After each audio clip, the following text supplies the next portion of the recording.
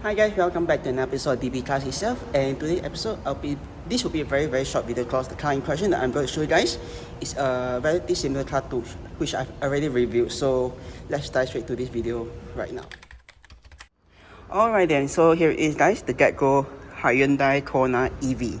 So if you guys are interested to watch my full review of the Kona itself, you can watch it at the end of the video, which I'll link it right at the end. But for the time being right now, let me just show you guys the difference between the Kona EV and the regular Kona itself.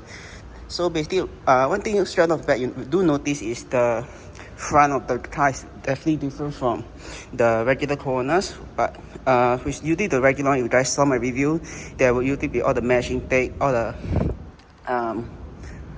basically all the cooling for the regular combustion car itself. While for the EV right here, very simple.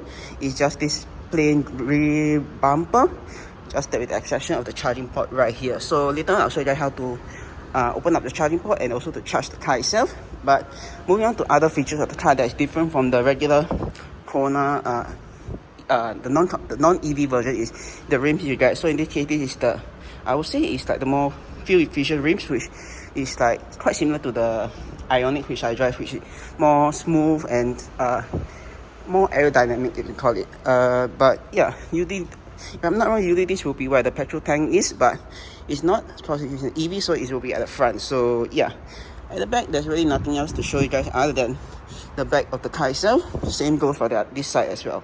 Later I'll show you guys in the interiors the difference between the regular Kona combustion and the EV one itself. So yeah, other than that, let me just show you guys the interior right now. Alright then, so yeah, let me just show you guys the interior of the Kona EV right now. So basically, stepping into the car itself, one thing you do notice is the difference between the non-EV and the EV version is you get this basically this dials here right there that control the driving mode, the park, neutral and drive. So basically this is the same thing that you get for the Ioniq itself, which I already reviewed in my previous video itself. So if you guys want to take a look on that. But another function that I realized that this car doesn't have, that the regular Kona have, is it has the heads-up display, which this car doesn't have it at all. As you guys can see, this is just a regular dash.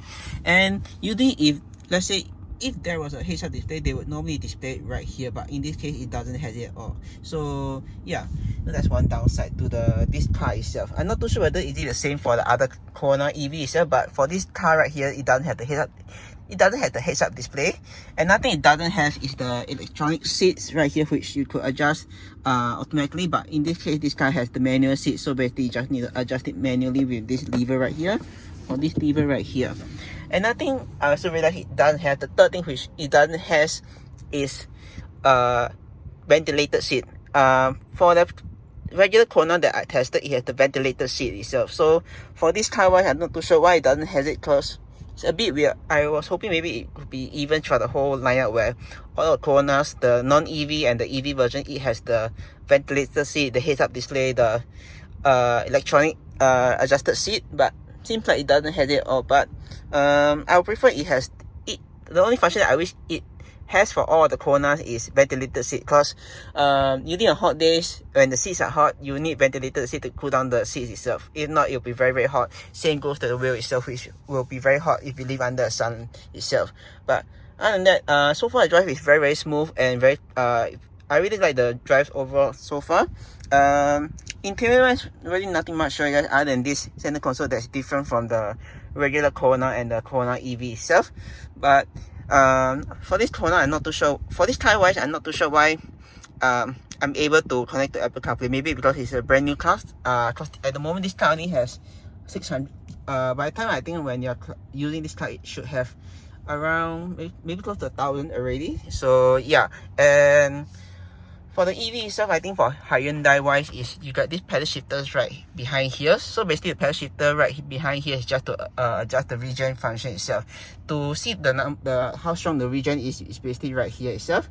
So basically right here will show you guys the regen function of the car itself. And right here, apologize for the flickering on the screen because it's just my phone itself. So yeah, right here will show you guys the range itself.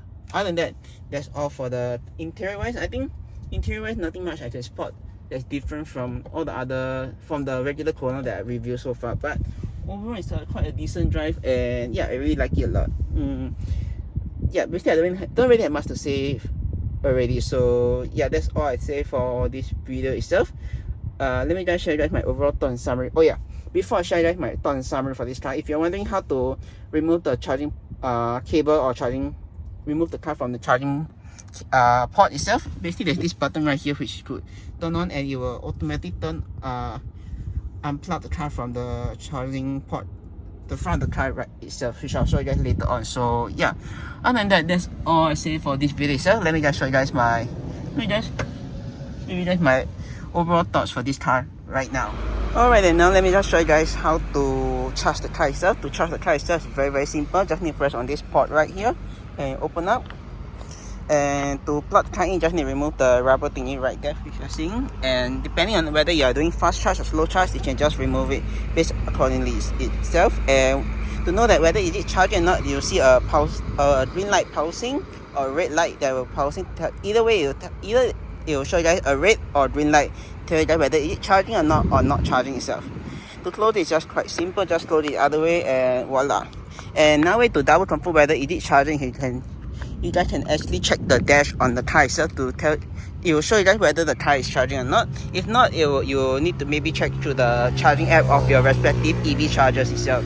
Other than that, that's all for the EV side of this car itself. Let me just now just share you guys my overall thought and summary for this car.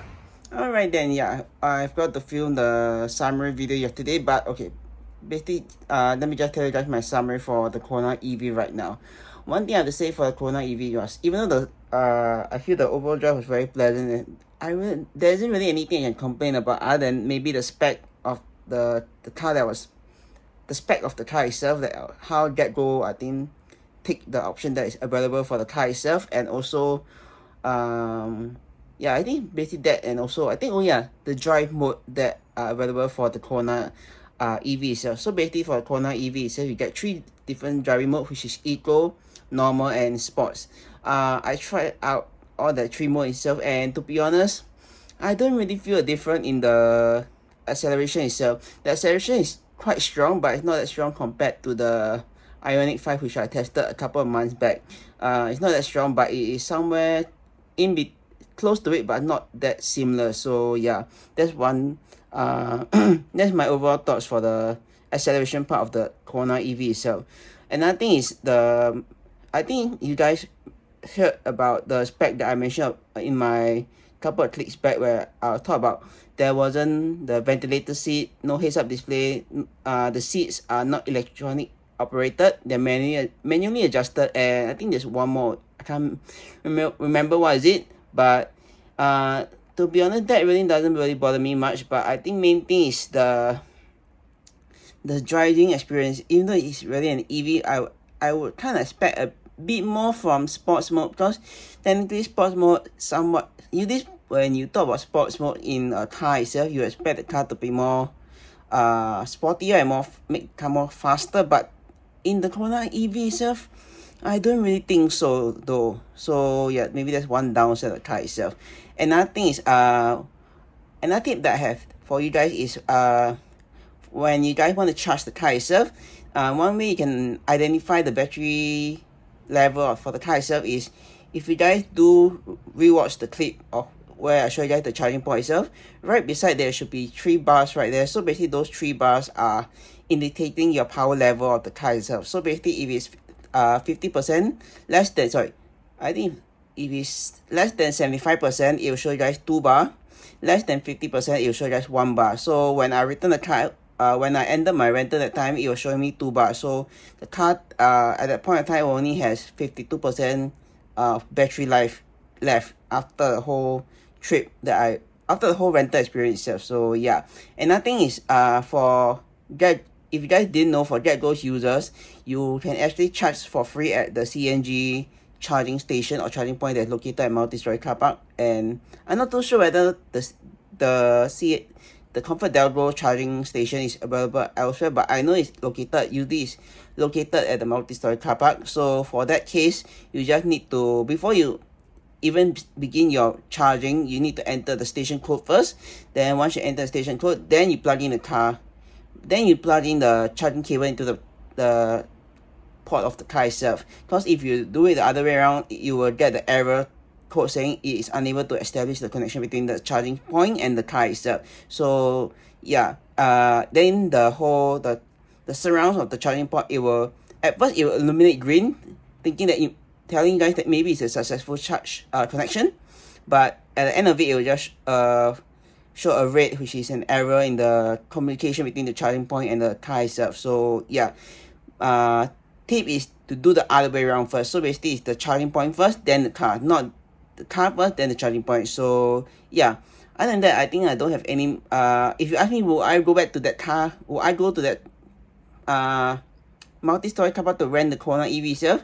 I would say probably not, because one thing is that car itself, the location where the car is located at, it is a very the car park is very tight, and the going down and going up part is mainly basically the going up and going down part is the most troublesome part, because I'm not too sure for seasoned drivers where you guys are used to going up and down without a problem. For new driver wise, I think there'll be a problem, because the car park, the pillars are very tall, and usually for nowadays modern multi-story car park, the pillars usually closer towards the end are much more lower, so it shouldn't be a problem. But for the one that this Kona EV is located at, is very high up, so I think it might imitate some drivers itself. But I'm not going to talk about the design of the multi-story car park itself, because I think that is another story for another day itself. So yeah, other than that, that's all I'll say for this video itself. Don't forget to click on the subscribe button down right below to see more videos like this, or click the subscribe,